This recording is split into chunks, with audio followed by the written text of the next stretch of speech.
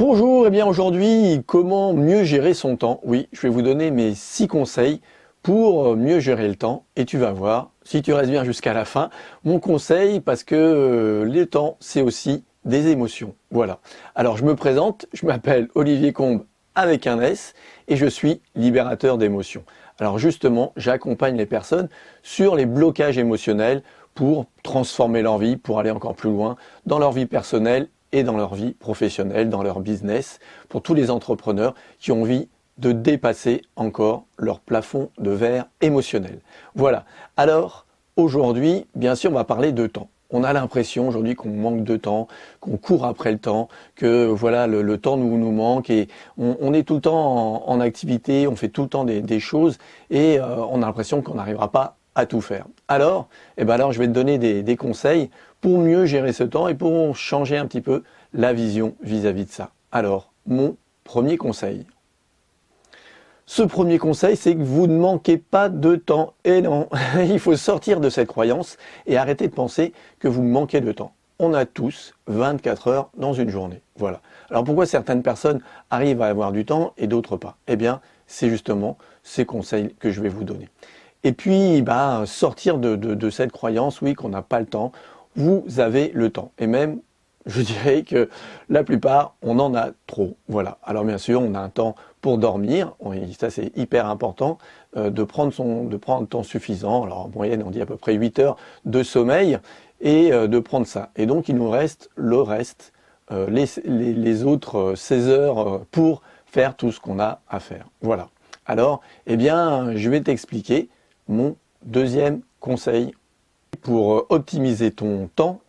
C'est de mettre des priorités. Priorité à les choses les plus importantes. Et oui, parce que dans la vie de tous les jours, généralement, on fait les choses les plus urgentes et pas forcément les plus importantes. Alors, qu'est-ce qui est vraiment important pour toi? Par exemple, pour moi, ça peut être le spectacle de danse de ma fille, qui est vraiment important, auquel j'ai envie d'assister. Et ça doit passer avant tout. Je dois organiser mon temps en fonction de ça. Ça peut être bien sûr les anniversaires, les occasions, des choses marquantes qui sont importantes pour toi. Ça peut bien sûr au niveau professionnel être ce projet qui te tient à cœur, cette réunion que tu dois préparer parce qu'elle est très importante pour toi. Elle va peut-être décider de ta carrière, de ton avenir. Donc ça, c'est important. Bien faire la différence entre ce qui est important et ce qui est urgent. Parce que finalement, qu'est-ce qu'on fait? On gère les urgences. On fait ça, on fait ceci, j'ai ça à faire, oui, alors, et puis je fais ça. Et du coup, tu cours après ces urgences, après combler ces urgences, ces choses qui te paraissent importantes sur le coup, mais en final, qu'est-ce qu'elles t'apportent comme valeur? Pour moi, arriver à prioriser les choses, c'est l'importance que ça donne. Et cette importance, tu vas voir que si tu cours après les urgences, tu t'épuises. Tu n'arrives pas à faire les choses dans ta journée. Donc, important, arriver à prioriser et donc mettre ce qui est important. Donc, tu notes ça le matin. Et on arrive donc à mon troisième conseil. Le troisième conseil, c'est de planifier ses journées, voire ses semaines. Donc c'est important de prendre un moment, alors que ce soit le matin, le soir. Moi, je préfère le soir. En fait, non, je fais les deux. Le matin, le soir, ça dépend. Mais j'aime bien quand même faire ça le soir pour ma journée suivante et je planifie ce que je vais faire, les tâches que j'ai à faire, les tâches qui sont importantes dans mon activité. Alors tu peux le faire aussi pour ta vie personnelle, mais là on va prendre le boulot, l'activité, donc on va prendre 8 heures de travail. C'est important de se laisser des plages de manœuvre. Oui, c'est important quand tu planifies, et ça je pense que tu le fais peut-être, mais de se garder, de ne pas planifier plus de 5 à 6 heures de travail sur tes 8 heures, parce que ça va te laisser justement le temps de gérer ces imprévus, le temps de gérer les choses qui vont arriver, c'est urgent justement. Donc tu auras bien planifié tes priorités, les choses importantes pour toi, et bien après, laisse-toi du temps pour gérer les urgences. Alors du coup, tu peux faire ça et laisser dans ton agenda des plages, par exemple, de 30 minutes pour, voilà, entre des grandes étapes, des grands moments de ta journée, de ton planning, eh bien, tu vas laisser ces plages de 30 minutes pour pouvoir gérer les imprévus, les choses qui te tombent dessus. Voilà, on en a tous et c'est normal. Alors, pour gérer justement ça, eh bien, voici mon astuce, mon quatrième conseil. C'est de faire les choses à heure fixe. Parce qu'aujourd'hui, dans nos vies, eh ben, on est complètement assailli par des choses. C'est un vrai problème de société. On est éparpillé par les réseaux sociaux, par toutes les activités. Le téléphone, bien sûr, prend une place importante. C'est aussi tes messages, les vidéos YouTube ou autres que tu regardes, toutes les podcasts ou les choses on est sollicité de partout. Et ça, c'est vrai qu'il y a tout, que ce soit sur Facebook, sur YouTube, puisque tu y es là, sur tout ça, eh bien, ça prend énormément de temps dans notre journée. Donc, ce qui va être important, c'est de se fixer des plages horaires. Des plages horaires pour faire c'est ces choses qui sont... Mais en fait, est-ce qu'elles sont vraiment si importantes que ça? Qu'est-ce que ça t'apporte comme valeur, ça? Qu'est-ce que tu en retires? On sait bien que c'est pas si important, ça t'a pas... voilà, ça te fait passer du temps, en fait. Tu passes du temps à ça, mais est-ce que c'était vraiment si important, si indispensable pour toi de regarder telle vidéo ou tel post, ou d'aller répondre à ce message, ou à ce SMS, ce mail? Est-ce que c'était vraiment si important? C'est tout ça qui est important de voir, de prendre conscience que les photos sur Instagram, voir la vie des autres, c'est pas vraiment si important. Ok? Alors, en même temps, il faut vivre avec son temps, hein, je suis d'accord. Je vous demande pas d'arrêter les réseaux sociaux ou quoi que ce soit, mais c'est de fixer des plages horaires, justement, pour aller sur YouTube, pour répondre à ses mails, pour faire ce genre de choses, pour aller sur Facebook, répondre aux notifications, aux choses sur Facebook. Comme je te disais, il ne faut pas se laisser bouffer par son temps. Ok, on vit avec ce genre de choses. Alors décide de prendre du temps pour les réseaux sociaux et fixe ce temps, 10-20 minutes, pour faire pour répondre à tes notifications sur Facebook, pour 10-20 minutes pour répondre aux SMS, 10-20 minutes pour répondre à tes mails, voilà, ça c'est important. Et même les mails professionnels, hein, je ne parle pas que du personnel.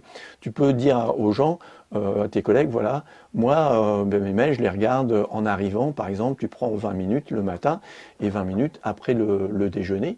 Voilà, c'est les deux moments où tu regardes tes mails. Après, tu ne regardes pas tes mails.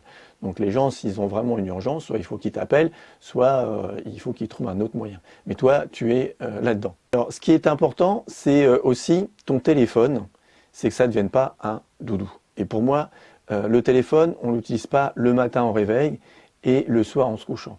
D'accord? Ça, c'est hyper important. Le matin, le réveil, tu achètes un réveil si tu te réveilles avec ton téléphone. Franchement, ça coûte 3 francs 6 sous. Tu peux en trouver, je suis sûr que même tu en as chez toi. Mais de ne pas être accaparé. Parce que ce sont des trucs très addictifs. Et donc, si tu commences, c'est difficile de s'en passer. Donc, le matin, tu n'allumes pas ton téléphone tout de suite. Tu ne vas pas sur ton téléphone tout de suite. Tu réserves une plage pour ça. D'accord? Tu peux te fixer un horaire. Tu peux, par exemple, faire ta routine matinale. Voilà, tu peux prendre du temps pour toi, prendre ton petit déjeuner tranquille. On ne mange pas en regardant son téléphone. Voilà, moi, c'est un truc que j'interdis à mes enfants. Et je m'interdis à moi-même.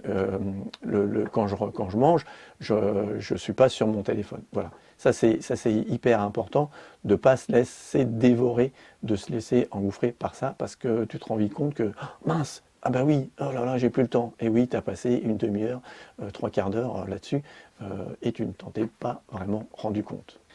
Et donc, pour être plus productif, il faut éviter de s'éparpiller. Et pour éviter de s'éparpiller, tu vas faire les choses ensemble. C'est-à-dire, tu vas répondre à tes mails, tu vas travailler sur ce dossier ou sur ce projet, tu vas faire des vidéos, voilà, j'en fais plusieurs à la fois, généralement je me réserve un temps pour faire ça. Voilà, mon conseil suivant.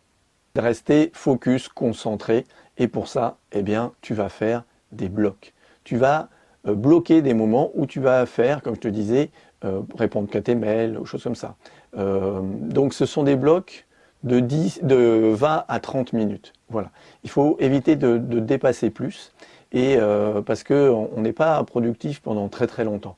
Donc si tu veux être très productif et que ce soit vraiment très efficace, et on l'a très bien compris, je veux dire, dans les usines, le taylorisme, fait ça, on fait les usines, on fait les choses à répétition, on répète les mêmes gestes, on répète les mêmes choses pour être plus productif. Eh bien, toi aussi, tu vas te mettre ces moments, je dis 20 à 30 minutes, où tu vas faire que ça. Bien sûr, comme je te l'ai expliqué avant, je te les conseille, ce qui est important, c'est d'avoir prioriser les choses, savoir ce qui est important, ce qui est urgent, ce qui ne l'est pas. Et puis, une fois que tu as fait ça, d'avoir planifié les choses. D'accord? Quelles sont ces tâches les plus importantes? Tu les as identifiées. Et pour ça, tu peux voir un petit peu les choses répétitives qui se répètent dans ta journée. Tu fais une journée par exemple type et tu vois ce que tu fais. Eh bien tu peux stabiloter, mettre combien de fois tu réponds aux mails en fait dans ta journée, combien de fois tu réponds au téléphone, combien de fois tu fais ceci ou cela. Et du coup, ça te permet de les identifier et après de les condenser, les réunir ensemble. Voilà.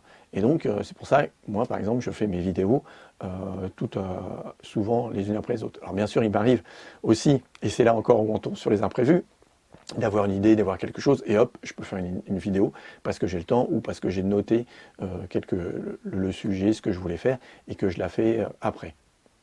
Alors, une fois que tu as fait ces blocs de 20-30 minutes, il faut faire une pause.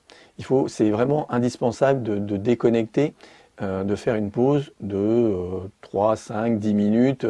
Je conseille plutôt 5 minutes de pause où tu vas, je sais pas, aller boire un thé ou un café. Je suis plutôt thé moi, mais tu vas pouvoir aller discuter avec quelqu'un, avec un collègue, un voisin, tout ça. Alors pas parler boulot, mais parler, voilà, de lui dire bonjour, lui demander comment ça va, et voilà. Et puis, bien sûr, s'il prend trop la tête, tu dis, il faut que je retourne bosser. Donc, je t'ai bien dit 5 minutes. Tu peux aussi aller te balader, c'est important de faire quelque chose. Alors, si tu peux sortir dehors, c'est super, voilà. Sinon, tu peux aller te balader, faire un tour dans les couloirs de ton entreprise ou quelque part, de faire quelques mouvements de gymnastique si tu veux. Et puis, c'est évidemment l'occasion de respirer, oui. Respire en pleine conscience, et ça tu trouveras des vidéos que j'ai faites, voilà, je te mettrai le lien, pour aller respirer, pour arriver à être calmé, pour peut-être aussi méditer. Tu peux aussi prendre ces quelques minutes pour méditer, faire de la pleine conscience, voilà. Et ça va te permettre de pouvoir rattaquer ton activité et de rattaquer donc ce nouveau bloc sur ton dossier, sur ton projet, sur ce que tu es en train de travailler, tes vidéos, quoi que ce soit, de rattaquer beaucoup plus frais et dispo et beaucoup plus productif. Alors, bien sûr, c'est aussi important de ne pas laisser trop de temps, c'est-à-dire de finaliser les choses. C'est-à-dire que ces blocs, à la fin, où tu as pris le temps de faire des pauses, c'est important de finir. Parce que si tu ne finis pas, c'est très compliqué ensuite, des heures après, de se remettre. Il va falloir que tu te remettes dans le truc, que tu te remémores les choses, et tu vas perdre du temps. Donc, il vaut mieux finir vraiment la tâche que tu avais prévue, l'objectif que tu t'es fixé par là, avec, je sais pas, un bloc, 2 blocs, 3 blocs, voilà, peu importe, mais que tu te concentres et que tu finalises les choses. Voilà. Et puis dans tout ça, tu as vu que je t'ai parlé de choses un petit peu classiques, on va dire, où je n'ai pas parlé d'émotionnel. Et pourtant, voici mon 6e conseil. C'est gagner du temps avec la gestion de tes émotions. Parce que, en fait, dans cette journée, alors c'est vrai que j'ai dressé une journée un petit peu classique et un petit peu ordinaire, mais ce qui nous bouffe du temps dans la journée, c'est, comme je te disais, le collègue, j'en parlais tout à l'heure, le collègue qui va te faire une remarque, ton patron qui va te dire quelque chose, et un truc qui va, voilà, tu vas y penser et ça va générer une émotion, alors souvent de la colère, souvent de la tristesse, de la frustration, des choses qui vont te perturber et qui vont te poursuivre tout au long de la journée. Ouais, ça va poursuivre tout au long de la journée. Et ça, bah, mine de rien, ça te bouffe un temps énorme quand tu prends. Ou alors, c'est peut-être ta vie personnelle qui vient dans ta vie professionnelle. Tu penses à tes enfants, tu penses à ton épouse, à ton mari ou à quelque chose, à ta mère, quelqu'un qui est malade ou quoi que ce soit. Et parce que tu as des émotions qui viennent et qui t'empêchent d'avancer dans ton boulot. Et ça, c'est hyper important de s'en libérer. Eh bien, c'est tout là l'intérêt de la libération émotionnelle. C'est qu'une fois ces émotions, elles sont aussi prendre le temps, lors d'une pause, de les accueillir en 5-10 minutes, comme je t'ai dit. Tu accueilles cette émotion, tu t'en libères, et puis après c'est bon. Ça ne veut pas dire que tu l'oublies, ça ne veut pas dire que tout est réglé. Ça veut dire qu'elle ne t'empêche plus d'avancer. Elle ne te prend plus la tête pendant des heures, elle ne te limite plus. Et moi, c'est ça que j'ai envie de transmettre, que j'ai envie de partager, c'est cette libération émotionnelle. En écoutant ces émotions et en acceptant ces émotions pleinement. Voilà. Eh bien, si tu veux en savoir plus, eh bien, abonne-toi, viens voir ma page, abonne-toi aussi à ma newsletter, ce qui est important, parce que tu vas y trouver plein de conseils, plein de choses, plein de nouveautés. Tu vas être au courant des conférences, des choses où je vais t'expliquer complètement cela. Tu peux trouver aussi des vidéos, bien sûr, dans cette chaîne ou sur ma page Facebook ou quoi que ce soit. Si important, c'est ça. Et quand tu regardes bien, tu peux noter, tu peux lister toutes ces émotions qui te perturbent et qui te limitent. Combien de fois tu te prends la tête à cause d'une émotion qui te pourrit la vie dans ta journée, et tu vas voir que tout ce temps, tu peux le gagner très rapidement et simplement. Voilà. Alors, je te dis, prends bien soin de ton temps, de tes émotions, et à très vite. Au revoir.